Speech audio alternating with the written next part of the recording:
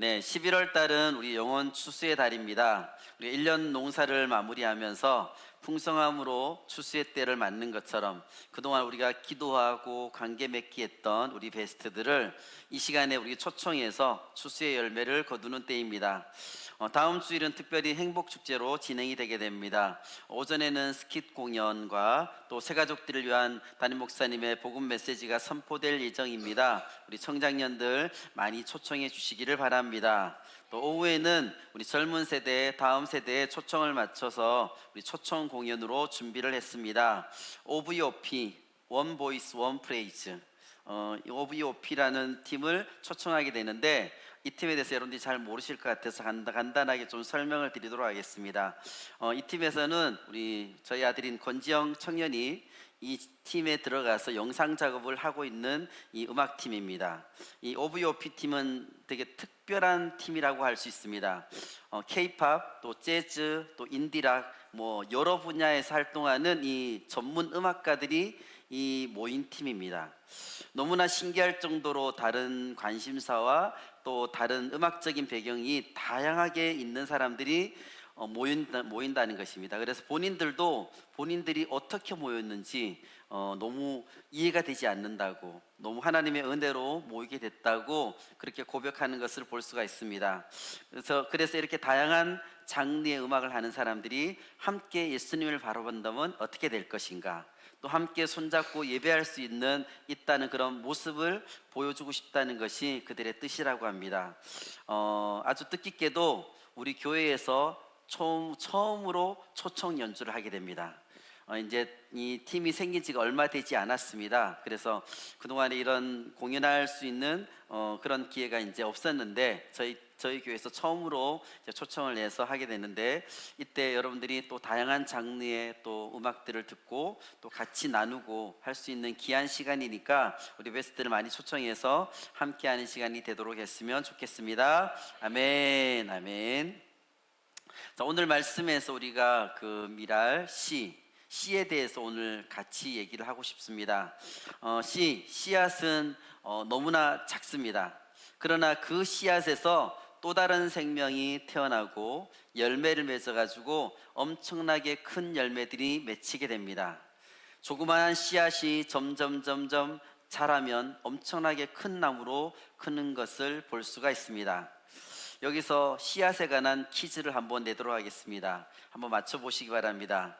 물론 상품이 있습니다. 네, 세상에서 가장 큰 씨앗은 무엇일까요? 내가 알고 있는 가장 큰 씨앗, 여러분들이 알고 있는 가장 큰 씨앗, 뭐든지 한번 얘기해 보실래요? 뭐 있을까요? 여러분 생각할 때 큰 씨앗 뭐가 있었나요? 크게 얘기해 주세요. 네, 종원 리더. 네? 코코넛 씨앗. 네. 네, 우리 종원 리더가 정답을 바로 맞췄네요. 네, 우리가 상상도 못할 일인데, 네, 이 필리핀에 가면 우리가 길에 널려 있는 것이 코코넛입니다. 네, 코코넛 열매인데, 코코넛 열매는 이 세상에서 가장 큰 씨앗 중에 하나라고 합니다. 열매이면서 동시에 씨앗입니다. 그 씨앗 안에는 이 과육, 과즙 이런 것들이 우리가 모두 씨앗에 있는 것을 먹는 것이죠. 코코넛이 가장 큰 씨앗이라는 것을 생각해 보면서 우리 필리핀 베델 비전 교회 가족들이 이 필리핀하고 또 열방을 품는 가장 큰 씨앗으로 성장할 것을 또 기도하며 기대하게 됩니다. 아멘. 아마도 여러분들이 한 번쯤 들어봤을 이야기일지도 모르는데 이야기를 하나 들려드리도록 하겠습니다. 옛날 어떤 나라에 왕이 있었는데 신하들에게 각각 화분 한 개씩 하고 꽃씨를 나누어 주면서 말했습니다. 이 화분과 꽃씨를 집에 가져가서 잘 가꾸어서 가장 아름다운 꽃을 피운 사람에게는 심사를 해서 큰 상을 내리겠다. 그래서 신하들은 모두 왕이 나눠진 화분과 꽃씨를 자기 집으로 가서 정성껏 가꾸기 시작했습니다.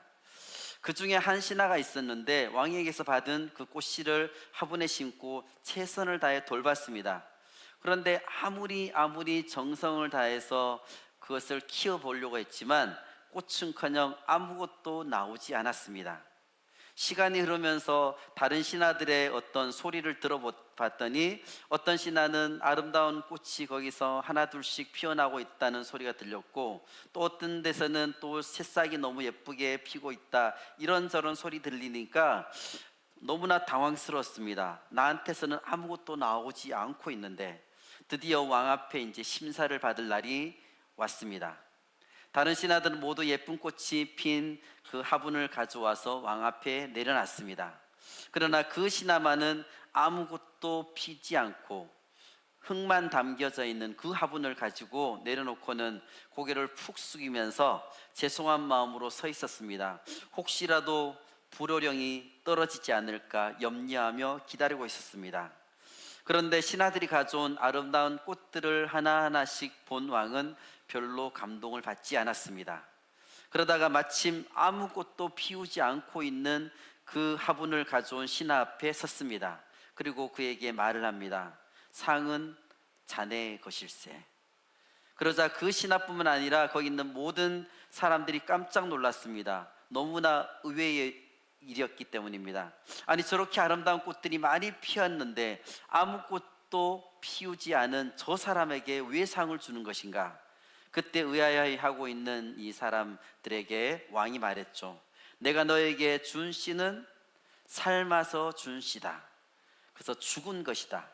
그런데도 너희는 죽은 씨로 꽃을 피우는 기적을 모두 일으켰구나. 그러나 정말 그럴 수가 있냐? 꽃이 안 나오니까 너희들이 다른 꽃씨를 심었겠지.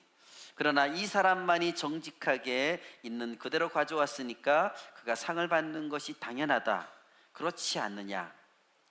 이 이야기를 우리가 보통 할 때는 어떤 정직에 대해서 어떤 훈계할 때에 이런 이야기들을 많이 사용합니다. 하지만 이 이야기에서 우리가 정직에 대해서 얘기하려는 것이 아니라 생명에 대해서 이 이야기를 좀 하고 싶어서 이 이야기를 얘기했습니다. 씨가 열매를 맺기 위해서 가장 중요한 조건이 무엇일까요? 씨가 죽은 씨는 절대 생명을, 열매를, 꽃을 피울 수가 없다는 것입니다. 그것이 살아있는 씨라야지만 그게 가능하다는 것입니다. 죽은 씨로 아무리 노력을 해도 꽃을 피우거나 열매를 맺는 것이 너무나 불가능한 것입니다. 씨가 꽃 피우고 열매 맺기 위해서는 그 안에 생명이 있어야 가능합니다. 그래야 제대로 자라고 열매를 맺을 수가 있습니다. 우리의 삶을 꽃 피우게 하고 열매 맺게 하는 생명의 씨는 무엇일까요? 바로 예수님이십니다. 예수님께서 우리에게 생명을 주십니다. 참된 생명을 주시는 분이 바로 예수 그리스도이십니다. 우리는 예수님을 만날 때에 참된 생명을 얻게 되고 열매 맺는 삶을 살 수 있게 되는 것입니다. 오늘 본문에서는 이 생명을 주시는 예수님, 그리고 그 예수님을 찾아온 몇 사람, 그리고 그들을 예수님께 연결시켜준 두 사람을 만나볼 수가 있습니다. 우리 20절에서 22절 말씀을 같이 읽겠습니다. 명절에 예배하러 올라온 사람 중에 헬라인 몇이 있는데 그들이 갈릴리 벳세다 사람 빌립에게 가서 청하여 이르되 선생이여 우리가 예수를 배우고자 하나이다 하니 빌립이 안드레에게 가서 말하고 안드레와 빌립이 예수께 가서 여쭈니. 예수님을 찾아온 사람들이 누구였습니까? 그들은 헬라인이었습니다. 그들은 처음에 빌립에게 와서 예수님을 뵙고 싶다고 했습니다. 그 얘기를 빌립이 안드레에게 한 거죠. 안드레와 빌립은 예수님께 그들의 뜻을 전했습니다.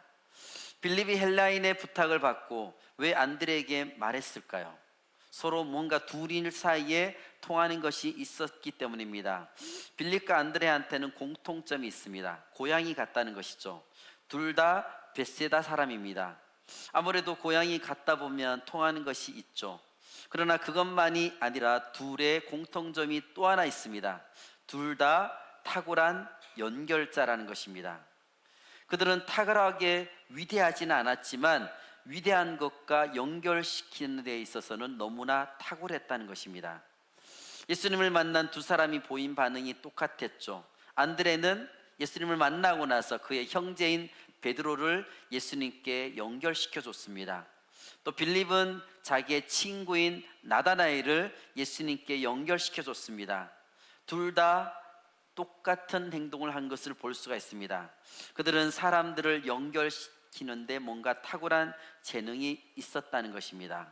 그들은 사람들을 예수님께 연결시키는데 탁월한 재능을 보이고 있습니다. 우리가 꼭 나 자신이 위대해야지만 위대한 사람으로 인정받는 것은 아닙니다.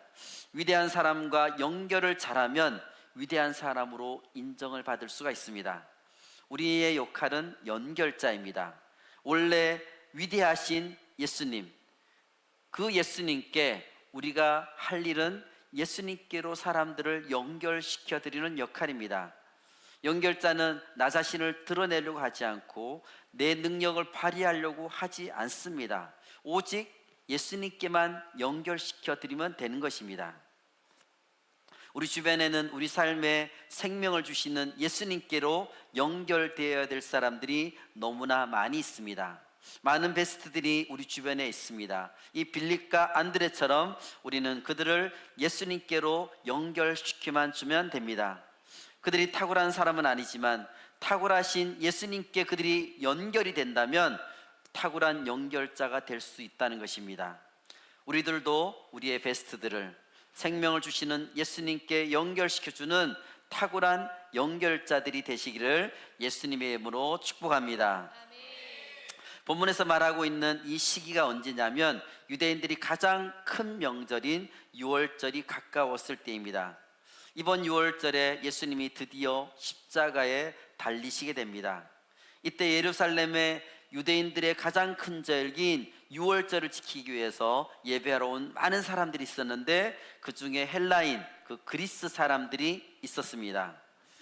그리스 신화, 로마 신화 같은 걸 여러분들이 봐서 알지만 거기는 신들이 엄청나게 많습니다. 헬라 사람들은 기본적으로 다신교입니다. 여러 신들을 믿습니다. 그런데 진리를 찾던 중에 유대인들은 유일신을 믿는데 그들을 보면서 그들이 믿는 신이 참신이 아닐까 하고 그들이 생각하게 된 것입니다.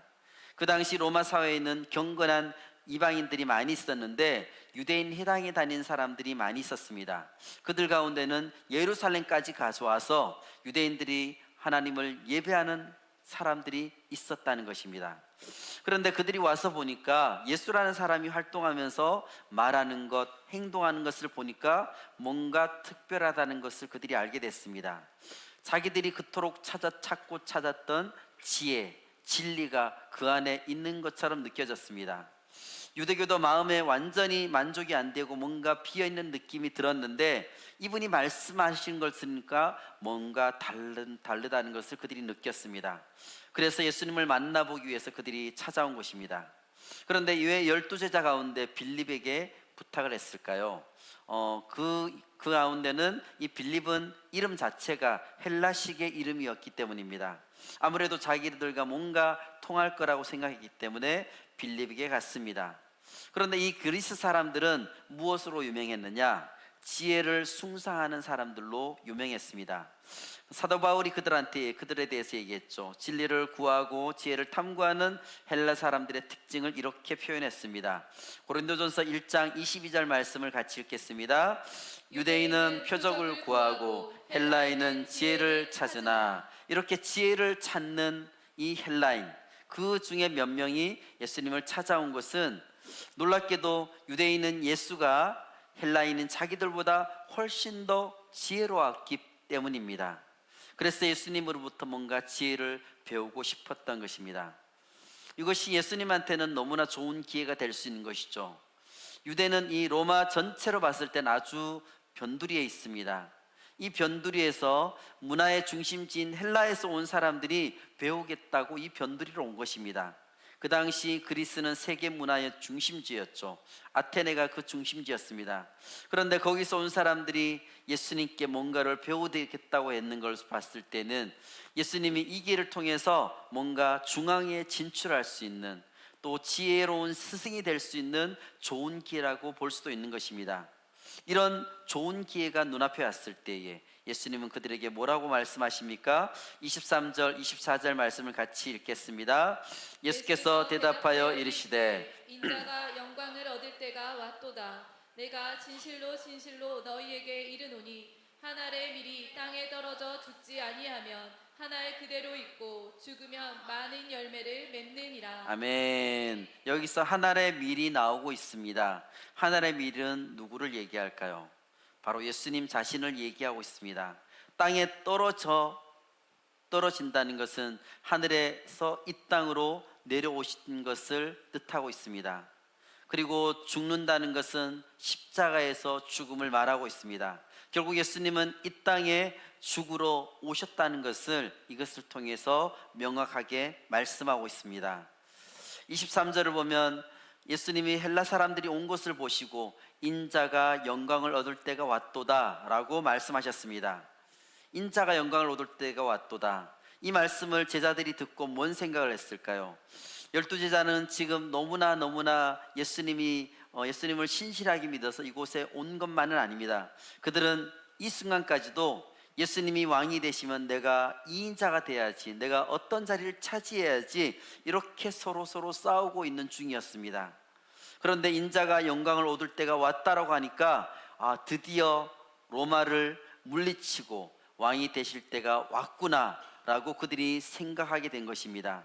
왜냐하면 이 일 바로 전에 무슨 일이 있었냐면 죽은 나사로를 살린 사건이 바로 이 앞에 나오고 있습니다. 저렇게 죽은 사람도 살리는 능력이 있는 사람이라면 분명히 저 많은 로마 군인들을 다 때려 눕히고 왕이 될 수가 있겠구나, 이렇게 그들이 믿게 되었다는 것이죠. 그러다가 헬라 사람들까지 와서 뭔가 이제 국제적으로 뛰어난 예수님의 모습을 그들이 볼 수 있겠구나 하는 생각을 하게 된 것입니다. 완전히 그들이 오해하게 된 것이죠. 그러나 예수님은 한 알의 밀이 땅에 떨어져 죽는 것을 이야기하고 있습니다. 그러니까 인자의 영광이라는 것이 제자들이 생각하는 것처럼 로마 제국을 물리치고 왕이 되는 그 영광을 말하는 것이 아니라 죽음을 통해서, 예수님이 십자가의 죽으심을 통해서 많은 열매를 맺게 되는 것이 바로 그 영광이라고 말씀하고 계시는 것입니다.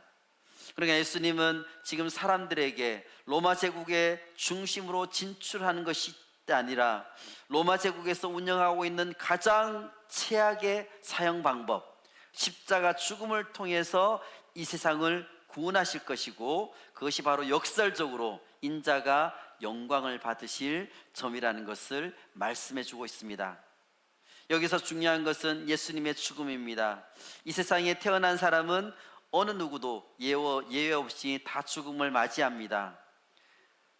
인간의 사망률이 몇 퍼센트일까요? 100%입니다. 지금까지 안 죽은 사람은 전혀 없습니다. 모두 다 죽습니다. 그런데 다 죽지만 그 죽는 사람들 중에 단 한 사람도 다른 사람을 살릴 수가 없습니다. 자신의 죽음으로 생명을 줄 수 있는 사람은 아무도 없다는 것입니다. 예수님 외에는 그 어떤 사람도 죽음으로써 다른 사람을 살릴 수 없다는 것입니다. 우리가 세상을 떠나면 생명을 줄 수가 있을까요? 내 생명을 딴 사람한테 줄 수가 있을까요? 절대 그렇게 할 수가 없습니다. 오직 예수님만이 죽음을 통해서 세상에 생명을 줄 수 있는 분입니다. 그래서 우리가 그리스도인들이, 우리가 예수님이 돌아가신 그 십자가를 많이 얘기하지만, 십자가를 우리가 걸어놓고 하지만 십자가 자체가 중요한 것이 아니라 예수님이 거기에 돌아가셨다는 것, 그것이 중요하다는 것입니다. 역사적으로 살펴보면 로마 제국 때뿐만 아니라 그 이전에 알렉산더 대왕이 있었던 그때에도 십자가에서 많은 사람들이 죽었습니다. 수만 명이 죽었을 수도 있을 것입니다. 로마 제국의 기록에 의하면 수많은 사람들이 십자가 사형을 당했지만 그 중에 살아남은 사람은 아무도 없었습니다. 사람이 당할 수 없는 있는 가장 큰 고통, 그게 바로 십자가에서 죽음입니다. 그래서 로마 제국의 로마 시민들은 저렇게 끔찍한 방법으로 사형을 하면 안 되기 때문에 오히려 목을 잘라서 죽이는 참수형을 했다고 합니다. 절대로 로마 시민은 십자가에 매달게 하지 않았다는 것입니다. 그만큼 너무나 무서운 것이 이 십자가였습니다. 오히려 목을 잘라서 죽이는 것이 자비롭다고 느껴질 정도입니다. 그렇지만 그 많은 사람들이 십자가에서 죽었더라도 그들 중에 누구도 생명을 주지를 못했습니다. 오직 예수 그리스도만이 십자가의 죽음을 통해서 생명의 열매를 많은 사람들에게 맺게 할 수 있었다는 것입니다. 모든 사람들은 죽은 씨와 같고 오직 예수님만이 생명을 가진 살아있는 씨이기 때문에 그것이 가능한 것입니다. 처음에 제가 말씀드렸던 왕이 신하에게 삶아서 죽은 씨를 주었을 때에 실제로 그 어떤 신하도 아무도 꽃을 피우지 못한 것하고 같다는 것입니다. 오직 살아있는 씨앗만이 꽃을 피우고 열매를 맺을 수가 있습니다. 그렇기 때문에 살아있는 씨이신 예수님의 죽음을 통해서만 이 세상에 구원과 생명의 열매가 맺힐 수 있을 것입니다. 그런데 놀랍게도 오늘 성경 말씀에서는 우리도 예수님처럼 땅에 떨어져 썩는 밀알이 되라고 가르쳐주고 있습니다. 예수님이 우리에게 원하시는 것은 우리도 예수님을 따라 땅에 떨어져 죽음으로 열매를 맺는 것입니다. 그렇게 하기 위해서 가장 먼저 필요한 것이 무엇일까요? 원래 우리는 죽은 씨였습니다. 우리가 예수님처럼 죽은 씨였는데 예수님처럼 살아있는 것이 먼저 전제가 되어야 될 것입니다. 왜냐하면 죽은 씨로서는 아무도 열매를 맺을 수가 없기 때문입니다. 우리 안에 생명이 없으면 아무리 땅에 떨어져 썩더라도 아무런 열매를 맺을 수가 없습니다. 아무리 열심히 노력해도 생명이 없으면 그 모든 것은 아무것도 없는 무의미한 노력이 되고 말 것입니다. 그렇다면 어떻게 해야 살아있는 씨가 될 수 있을까요? 그것이 요한복음에서 계속 강조하고 있는 것입니다. 요한복음 20장 31절 말씀을 같이 읽겠습니다. 오직 이것을 기록함은 너희로 예수께서 하나님의 아들 그리스도의 있음을 믿게 하려 하며 또 너희로 믿고 그 이름을 힘입어 생명을 얻게 하려 함이니라. 요한복음은 쓸 목적을 이 20장에서 말하고 있습니다. 그것은 예수님이 하나님의 아들이시며 구원자이심을 믿고 구원을 받아서 우리가 생명을 얻게 되는 것이라고 말씀하였습니다. 우리가 죽은 씨로 살 수밖에 없는 우리가 살아있는 씨로 되는 것이 바로 예수 그리스도를 믿음으로 인해서 우리 안에 생명이 들어왔기 때문입니다. 예수님으로부터 생명을 얻어야 살아있는 씨가 우리가 될 수가 있습니다. 왜냐하면 예수님께만 생명이 있기 때문입니다. 내가 예수님을 믿고 예수님이 내 안에 들어오실 때에 생명이 우리 안에 주어지게 됩니다. 그런데 예수님의 생명이 없는데도 이것저것 막 열심히 하면 오히려 굉장히 위험해질 수가 있습니다. 생명 없이 뭔가를 하려는 것은 너무나 무모한 행동입니다. 예수님이 그런 것을 이 바리새인들, 서기관들 보면서 지적하셨습니다. 마태복음 23장 15절 말씀입니다.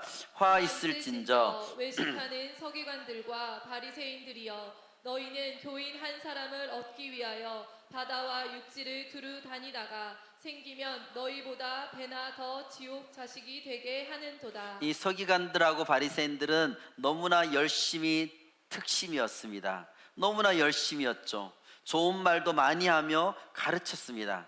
그래서 예수님은 그들의 말은 듣지만 그들의 행동은 본받지 말라고 말씀하셨습니다.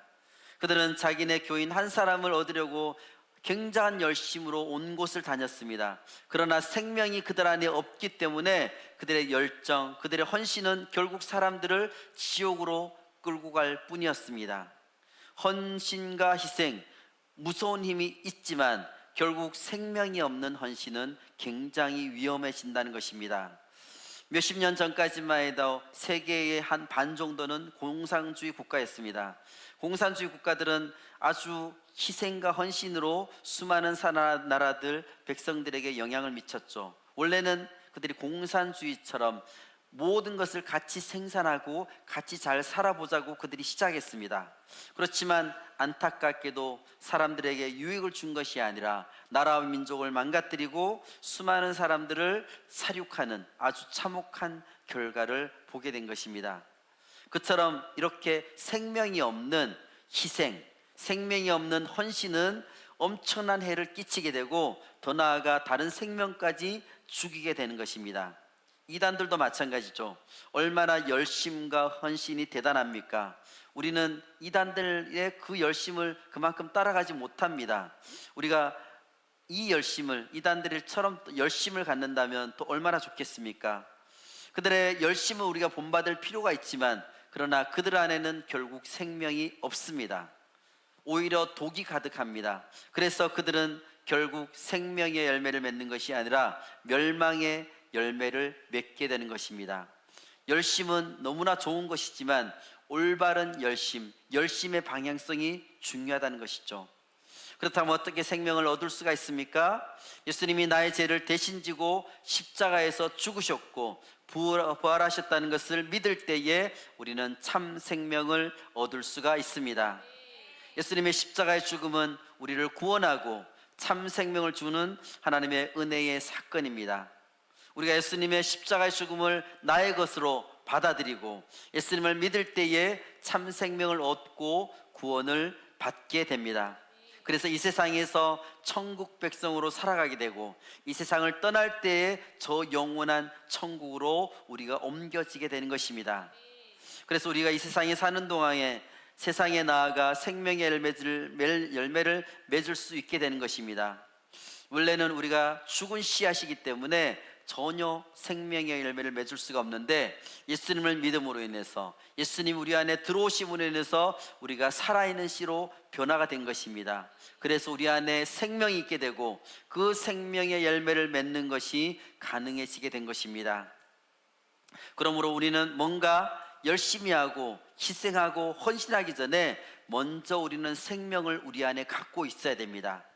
그런데 먼저 생명을 가져야 하는 것은 세상에 좋은 열매를 맺기 위해서만은 아닙니다. 사실 생명을 먼저 갖는 것은 우리 자신이 내가 먼저 살기 위함인 거죠.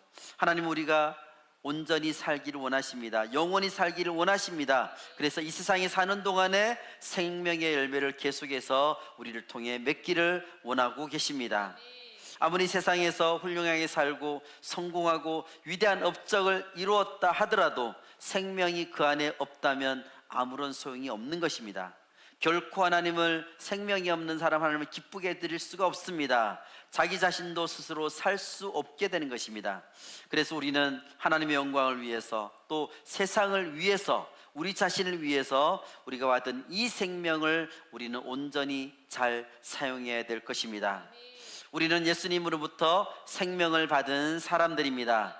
그 생명을 받은 사람으로서 또 다른 생명을 낳는 삶을 우리는 살아야 될 것입니다. 그것을 위해서 우리는 온전히 주님께 부름을 받았습니다. 그렇다면 우리가 또 다른 생명을 낳기 위해서 어떻게 해야 될까요? 첫 번째는 땅에 떨어지는 삶을 살아야 합니다. 우리가 참된 믿음으로부터 예수님으로부터 받은 이 참된 생명을 얻고 살아있는 씨가 되었다면 그 다음 어떻게 해야 될까요? 그 씨가 땅에 떨어져야 된다는 것입니다. 26절 말씀을 같이 읽겠습니다. 사람이 나를 섬기려면 나를 따르라. 나 있는 곳에 나를 섬기는 자도 거기 있으리니 사람이 나를 섬기면 내 아버지께서 나를 귀히 여기시리라. 아멘. 예수님을 믿고 생명을 얻은 사람은 예수님을 따르게 되겠죠. 예수님을 따르며 예수님을 섬기다 보면 예수님이 계신 곳에 있게 된다는 것입니다. 예수님이 어떻게 했나요? 먼저 하늘 보좌를 버리고 이 땅에 오셨죠. 원래 하나님의 아들이신데 그 영원한 영광의 하늘 보좌를 버리고 이 낮은 땅에 오셔서 수치와 고난을 당하셨습니다. 가장 부유한 자리에서 가장 가난한 자리로 내려오셨습니다. 그리고 이 땅에 사는 동안에 병든 자들, 또 거지들, 창기들, 죄인과 같은 사람들하고 함께 지내시면서 같이 어울리기만 한 것이 아니라 그들에게 사랑을 베풀어 주셨고 하나님의 말씀 천국 복음을 그들에게 전하여 주었습니다. 그렇다면 우리가 예수님을 따라 땅에 떨어지는 것, 첫 번째 해야 될 땅에 떨어지는 것은 과연 어떻게 하는 것일까요? 생명을 모르는 사람들, 특별히 어려움을 당하는 사람들에게 우리가 그들에게 가는 것입니다. 그리고 그들을 섬겨주는 것입니다. 이것이 정말 이 사회적으로 어떤 가난한 사람을 뜻하는 것만은 아닙니다. 하지만 분명한 것은 땅에 떨어진다는 것은 내 중심으로 내가 편한 곳으로 가는 것이 아니라는 것입니다. 내가 좋아하는 사람, 나를 좋아해 주는 사람, 내게 편한 사람, 내 취향에 맞는 사람한테만 가는 것이 아니라는 것입니다. 물론 그렇게 그들에게도 가야 되겠죠. 근데 그것만 한다면 예수님을 따르는 땅에 떨어지는 삶이 아니라는 것입니다. 오히려 가기 힘든 곳, 나를 싫어하는 곳, 내가 대하기 힘든 사람들, 까칠한 사람, 불편한 사람, 멀리하고 싶은 사람, 그래도 그들이 주님의 그 사랑을 필요로 하기 때문에 그 사람을 위해서 예수님이 돌아가셨기 때문에 내가 그들에게 가는 것입니다. 내 마음에 들지 않지만 주님이 원하시는 것이기 때문에, 주님의 마음이 그들에게 있기 때문에 내가 그들에게 가는 것입니다. 왜냐하면 그들은 생명이 없기 때문입니다. 마태복음 28장 18절에서 20절 말씀을 같이 읽겠습니다.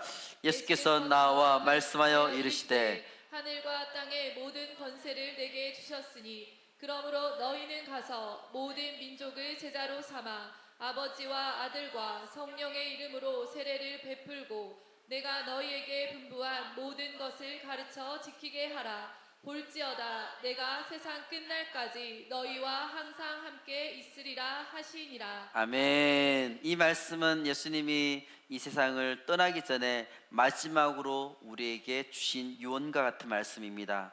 위대한 사명으로 우리에게 주신 말씀입니다. 우리에게 제자를 만들라고 말씀하시면서 우리에게 가라고 하셨습니다. 가서 제자를 만들라고 말씀하셨습니다.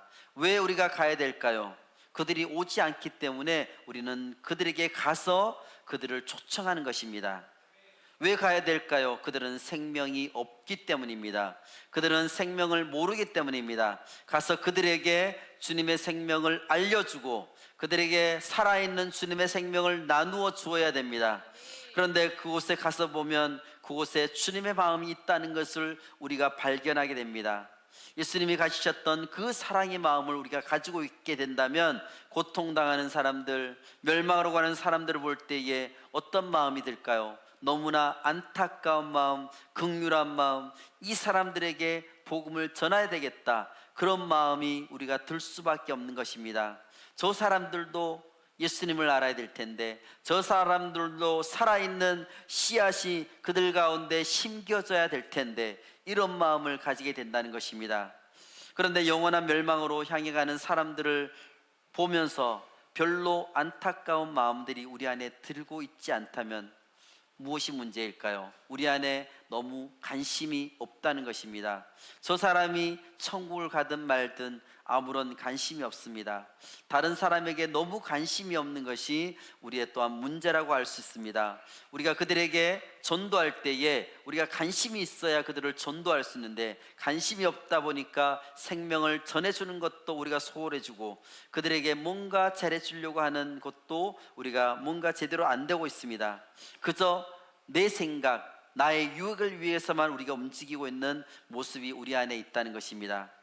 하지만 우리가 이 세상에서 생명이 없는 사람, 고통받고 있는 사람, 그들을 보면서 우리가 먼저 그 영혼을 위해서 우리가 먼저 기도하면, 계속해서 그들을 위해서 기도하다 보면 그들을 긍휼히 여기는 마음이 우리 안에 점점 생기게 됩니다. 영혼들을 위해서 기도하다 보면 주님이 우리 마음속에 그 영혼을 사랑하는 마음을 넣어주시게 됩니다. 그러면서 그들을 사랑하는 마음으로 우리가 그들을 또한 섬길 수 있게 되는 것입니다. 그렇게 될 때에 우리들도 예수님을 따라서 이 땅에서 떨어지는 그 한 알의 미랄이 될 수가 있는 것입니다. 예수님의 마음을 가지고 잃어버린 영혼을 향해서 그들의 마음, 그들을 품고 기도하며 땅에 떨어지는 한 알의 미랄이 되는 그런 우리 모든 베델 가족들이 되시기를 예수님의 이름으로 축복합니다. 우리가 또 다른 생명을 낳기 위해서 어떻게 해야 된다고 했나요? 첫 번째는 땅에 떨어지는 삶을 살아야 된다고 했습니다. 두 번째는 무엇일까요? 둘째는 썩어서 죽는 삶을 살아야 합니다. 살아있는 씨가 땅에 떨어진 다음에는 무엇을 해야 될까요? 썩어서 죽어야 되는 것입니다. 그 씨가 아무리 살아있고 생명력이 있고 땅에 떨어졌더라도 썩어서 죽지 않으면 아무런 의미가 없습니다. 아무런 일이 일어나지가 않습니다. 꽃이 피지 않고 열매를 맺을 수가 없다는 것입니다. 예수님께서 이 땅에 오셔서 사람들에게 대접만 받고 이제 헬라 사람들이 왔을 때에 뭔가 이제 중앙으로 진출할 때가 됐구나 하고 아테네에 가서 지혜로운 스승이 됐다 그런다면 우리는 도저히 구원을 받을 수가 없다는 것입니다. 예수님이 그런 것을 다 물리치고 우리의 구원자 생명을 우리한테 주기 위해서 십자가에서 돌아가셨기 때문에, 죽으셨기 때문에 우리에게 주님의 생명이 우리에게 연결되게 된 것입니다. 우리도 주님이 주신 그 생명을 우리가 있는 곳에서 죽을 때에 세상에 이 생명을 전해줄 수가 있습니다. 죽는다는 것이 무엇일까요? 물론 우리가 나중에 진짜 죽는 것도 포함되겠지만 우리 삶 속에서 이웃을 위해서 나 자신을 희생하고 헌신하는 것이 바로 죽는 것입니다. 그런데 이런 것은 너무나 큰 것만 생각하는 것이 아니라 우리의 작은 일, 아주 작은 것, 나를 위해 다른 사람을 위해서 작은 것을 희생하는 것도 내가 죽는 것입니다. 예수님을 믿고 예수님의 생명을 정말로 받은 사람이라면 결코 자기 자신만을 위해서 살 수는 없습니다. 자기밖에 모르고 자기 가족밖에 모르고 자기 자녀밖에 모른다면 정말로 이 사람이 예수님을 믿는 사람인지 심각하게 의심해 봐야 될 것입니다. 왜냐하면 우리 안에는 예수님이 들어오심으로 인해서 성령님이 같이 계십니다. 성령님께서는 우리가 우리 자신만을 위해서 살도록 내버려 두지는 않습니다. 우리에게 찔림을 주십니다. 그렇기 때문에 우리는 그렇게 나 자신만을 위해서 살 수가 없는 것입니다. 오히려 다른 사람의 유익을 위해서 내가 뭘 해야 될 것인가 하고 계속 찾게 된다는 것입니다. 바로 이런 것이 나만을 위한 삶이 아니라 다른 사람들을 돌보고 주님을 모르고 생명이 없는 사람들 향해서 안타까운 마음, 애틋한 마음으로 기도하고 섬기는 삶이 바로 예수님을 우리 삶의 주인으로 모시고 사는 삶이 될 것입니다. 만약 예수님을 믿기는 믿는데 나 자신만을 위해서 살고 있다면 아직 우리가 제대로 죽은 것이 아니라는 것입니다. 자기가 여전히 주인으로 사는 것은 아직 내가 완전히 죽은 것이 아닙니다. 또한 이 죽은 사람은 말이 없죠. 그런데 내가 죽었다고 말은 하지만 자꾸 내 주장을 내세우고 내 고집을 부리고 이렇게 한다는 것은 내가 진짜 제대로 죽은 것이 아니라는 것입니다. 죽은 사람은 예수님처럼 다른 사람을 위해서 그 삶을 희생하게 되는 것입니다. 사실 죽는다는 것은 나에게 가장 귀한 생명을 내놓는 것입니다. 그래서 진정한 희생은 나의 가장 귀한 것, 내 가장 귀한 것, 내가 진짜 아끼는 그것을 내어주는 것이 진정한 죽음이라고 할 수 있습니다. 그렇지만 이것이 절대 쉽진 않죠. 하루아침에 갑자기 되진 않습니다. 매일매일 우리가 조금씩 희생해 나가는 것입니다. 그러다 보면 예수님이 가셨던 그 죽음의 길을 우리도 조금씩 따라가는 것입니다. 우리가 하는 말 중에 이런 말이 있죠. 내가 죽으면 죽었지 이것만은 절대로 못하겠다. 죽어도 이건 안 된다. 그런데 만약 주님께서 원하신다면 죽어도 하기 싫은 일이지만 그래도 내가 해보고 또 죽어도 내놓기 싫은 것이지만 주님 앞에 내놓는 것이 바로 내가 죽는 것입니다. 우리가 가장 내놓기 싫어하는 것 중에 가장 대표적인 것이 바로 시간과 재물일 것입니다. 그러니까 우리가 세상에 주님의 생명을 나누어 주며 주님이 원하시는 삶을 살기 위해서는 나의 시간, 나의 재물 이것이 희생이 되어야 된다는 것입니다. 그래서 예수님의 생명을 받은 사람은 세상에서 너무 사치스럽고 호화롭게 살 수가 없습니다. 우리가 가끔 뷔페에 가서 특별한 잔치로 행사로 이렇게 배불리 먹을 때가 있습니다. 그러나 일상이 계속 뷔페처럼 살 수는 없는 것입니다. 세상에 수많은 사람들이 지금 내가 무심코 먹기 싫어서 버린 그것이 없어서 굶어 죽는 사람도 많이 있습니다. 깨끗한 물이 없어서 수많은 사람들이 죽어가고 질병에 시달리고 있습니다. 우리 지난주에 월드비전에서 왔는데 그 홍보 영상을 봤더니 흙탕물 같은 그 식수를 얻기 위해서 몇 시간을 걸어가야 하는 그런 아이들의 모습을 볼 수가 있었습니다. 그런 모습을 보면서 생명 있는 사람이 어떻게 아무렇게나 버리고 낭비하고 사치하며 살 수는 없을 것입니다. 그런데 이 말은 정말 우리가 좋은 것을 사면 안 되고 여행도 다니면 안 되고 그렇게 된다는 것만은 아닙니다.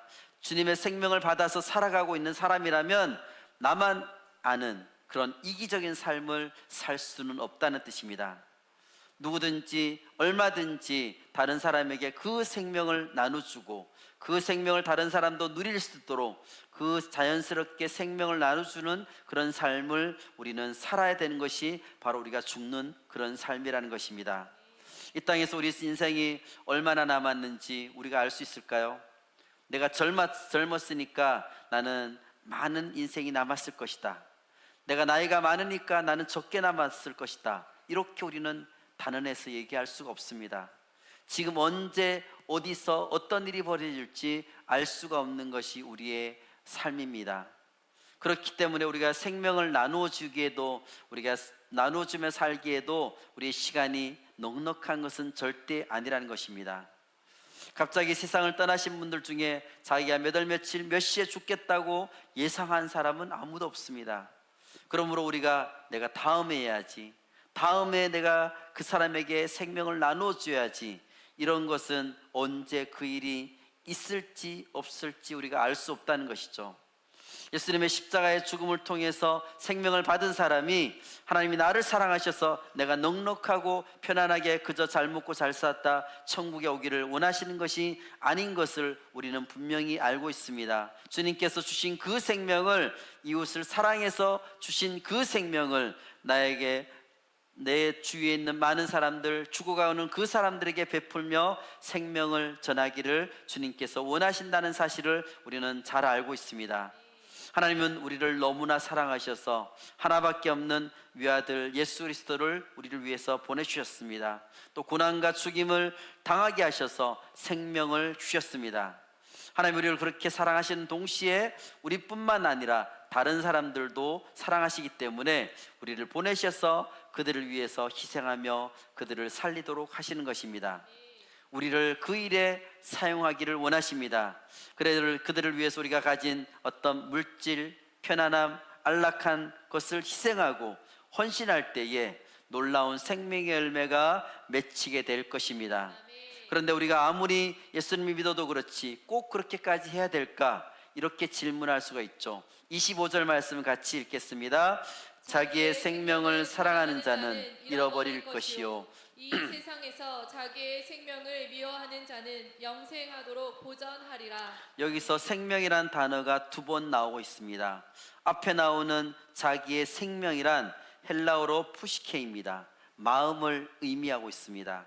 또 그 다음에 나오는 이 영생, 영원한 생명이라고 해서 조회라는 낱말을 쓰고 있습니다. 자기 마음을 사랑하는 자는 결국은 잃어버리게 되지만 자기 마음을 다 내려놓는 자는 영원한 생명을 얻게 된다고 말씀해 주고 있습니다. 생명을 사랑한다는 것은 나 자신밖에 모르는 삶을 얘기하죠. 생명을 미워하는 것은 정말 미워하는 것이 아니라 자신을 희생하면서, 자신을 죽이면서 남을 살리는 데 힘쓰는 삶을 말하고 있습니다. 자기만을 위한 삶이 좋은 것 같지만 결국 자기 생명을 갉아먹는 일이라는 것을 알 수가 있습니다. 그런데 다른 사람을 살리기 위해 희생하고 섬기는 것은 어렵지만 결국은 그것이 나를 살리는 길입니다. 그래서 우리가 베풀고 힘쓰다가 이렇게 베풀고 힘쓰다가 내가 혹시 망하는 것이 아닐까, 이렇게 된다면 그것을 통해서 우리는 다시 한번 살아나게 되는 역사가 우리 가운데 일어나게 되는 것입니다. 내가 죽고 희생하고 헌신할 때에 먼저 내가 살게 되는 것입니다. 그것을 통해서 우리의 이웃이 살아나게 되는 것입니다. 우리 주변에 죽어가고 있는 사람들이 주변에 살펴보면 너무나 많습니다. 그들을 살리기 위해서 내가 죽어야 될 일들이 너무나 많습니다. 그들을 살리기 위해서 내가 희생하고 헌신하는 것입니다. 우리 가족을 살리기 위해서, 우리 친구를 살리기 위해서, 우리 동료를 살려야 될 사람들이 너무나 주변에 많습니다. 이들의 죽음은 안 될 사람들입니다. 그들에게 우리가 참된 생명을 전해주기 위해서 우리가 다음 주일에 행복축제 잔치를 벌이게 됩니다. 그 영혼들에게는 참된 생명이 꼭 필요합니다. 이번 주간 그들을 위해서 열심히 우리가 기도하도록 합시다. 그리고 그들을 위해서 내가 희생하고 헌신해야 될 것, 내가 죽어야 될 것이 무엇인지를 우리가 기도하면서 정하도록 합시다.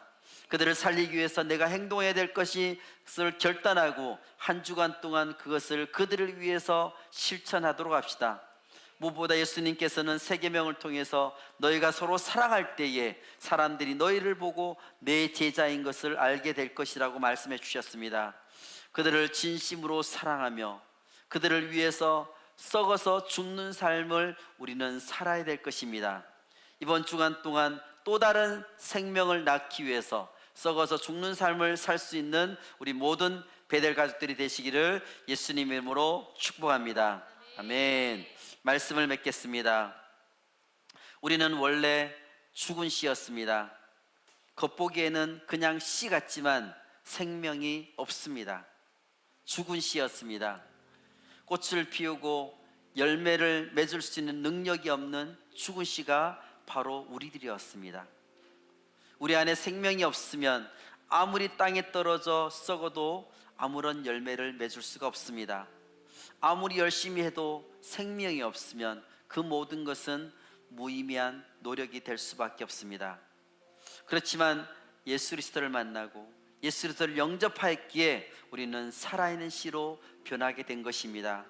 예수님께서 살아있는 씨이기 때문에 그 예수님이 우리 마음에 들어오신 후에 우리는 완전히 변해서 죽은 씨에서 살아있는 씨로 변하게 되었습니다.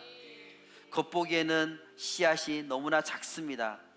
그렇지만 그 씨앗 속에는 우리가 상상할 수 없는 미래가 그 안에 담겨져 있습니다. 도토리 한 알 속에는 참나무 숲이 그 안에 담겨져 있습니다. 수박 씨앗 속에는 수천 수만 개의 수박이 그 안에 담겨져 있습니다. 우리가 살아있는 씨로 변화했기 때문에 우리의 미래는 상상할 수 없을 정도로 많은 열매를 맺을 수 있게 될 것입니다. 살아있는 씨앗, 너무나 그 힘은 엄청납니다. 수박 씨는 자신보다 20만 배나 되는 그 무게를 뚫고 땅 밖으로 올라온다고 합니다. 씨앗의 생명은 너무나 대단하죠. 우리 아스팔트를 뚫고 이렇게 올라오는 들풀들을 봅니다.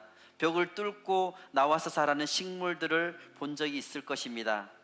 씨앗은 어떤 환경 속에서도 그 환경을 극복해내려는 거대한 힘을 그 속에 가지고 있습니다. 오직 살아있는 씨앗만이 이렇게 아름다운 꽃을 피우고 어떤 환경 속에서도 찬란한 열매를 맺을 수가 있습니다. 살아있는 씨로 우리를 변화시켜 주신 이유가 무엇일까요? 이렇게 귀한 씨앗으로 우리를 변화시켜 준 이유가 무엇일까요? 바로 또 다른 생명을 낳기 위함입니다. 또 다른 생명을 낳기 위해서 우리는 어떻게 해야 된다고 말씀하셨습니까? 첫 번째는 우리는 땅에 떨어지는 삶을 살아야 됩니다. 그리고 두 번째는 떨어지고 난 다음에 썩어서 죽는 삶을 살아야 된다고 하였습니다. 우리는 예수님을 구주와 주인으로 영접해서 생명을 얻었고 우리 안에는 살아있는 씨가 되었습니다. 그리고 이제는 그 생명을 가지고 예수님을 따라 땅에 떨어져 죽는 삶을 살 차례가 되었습니다. 그런데 이것이 결코 그냥 쉽지만 않습니다. 왜냐하면 이 길이 생명의 길이기 때문에 이 생명의 길, 이 길을 걸어가는 데는 분명히 어려움들이 있습니다. 그렇지만 이 길을 걸어갈 때에 내가 살 수가 있게 되는 것입니다. 하나님 앞에서 인정을 받는 삶을 살게 되는 것입니다. 바로 그것이 우리가 주님께서 원하시는 영광의 길을 걷는 것입니다. 먼저 이 길을 예수님이 먼저 본을 보여주셨습니다. 끔찍하게 죽임을 당하셨지만 부활하고 승천하셔서 모든 이름 위에 뛰어난 이름이 우리 주님이 되셨습니다. 그러므로 우리는 우리 주변을 돌아봐야 될 것입니다. 우리 주변에 죽은 씨앗들이 지금도 너무나 많이 있습니다. 우리가 그들에게 생명을 전달해 줘야 될 것입니다. 그들을 위해서 우리도 예수님처럼 땅에 떨어져 썩는 밀알이 되라고 말씀하고 있습니다. 예수님이 우리에게 원하시는 것은 우리도 예수님을 따라 땅에 떨어져 죽음으로 열매를 맺는 것입니다. 이번 한 주간 동안 생명을 전달해 줘야 될 영혼들을 위해서 우리가 기도하도록 합시다. 그들을 위해서 내가 썩어서 죽어야 될 것들, 내가 희생해야 될 것들이 무엇인지를 정하고 한 주간 동안 열심히 실천하고 사랑하며 섬기도록 해야 될 것입니다. 예수님께서 먼저 가신 그 길을 우리도 따라 걸으며 또 다른 생명을 낳는 한 주간이 되어야 될 것입니다. 생명을 전달받은 자로서 또 다른 생명을 낳는 귀한 일에 쓰임받는 우리 모든 베델 가족들이 되시기를 예수님 이름으로 축복합니다. 아멘.